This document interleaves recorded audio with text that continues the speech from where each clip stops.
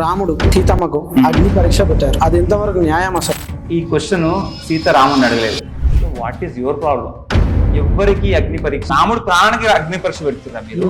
లేదా సీతమ్మ దేహానికి అగ్ని పరీక్ష పెడతారా? లేదా ఈ లోకపు నోటికి? అంటే పిచ్చి పిచ్చి వాగుతారు, ఇప్పుడు వాగుతారు కదా మానసపుత్రులు రాక్షసులు.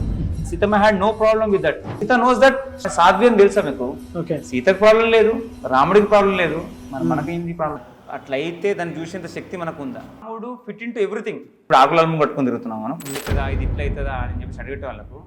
సైన్స్ ఈ స్క్రిప్చర్స్ ఏదైతే ఇతిహాసాలని లో ఉన్న విషయాల్ని అందుకునేంత శక్తి సైన్స్కి రాలేదేమో. రాజ్యం ఇస్తా అన్నప్పుడు పొంగిపోలేదు, నువ్వు 14 సంవత్సరాలు అనవసరమైనప్పుడు కుంగిపోలేదు.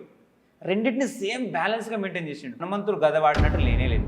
వాళ్ళ చేతిలో దొరికినటువంటి చెట్లు వృక్షాలు పిడిగుద్దులతోటే యుద్ధం చేసినట్టు తప్ప రామాయణంలో కానీ ఇక్కడ కానీ చాకలి అన్నాడు అని చెప్పేసి అటువంటిది ఏమీ లేదు యాక్చువల్గా. ఓకే, రాముడు నన్ను ఎక్కడ వదిలేసి పెడుతున్నా కోపంతో ఏమంటది అంటే, మా నాన్న ఒక ఆడపిల్లకి ఇచ్చి పెళ్లి చేసిండు, నన్ను కాపాడుకోలేవా నువ్వు?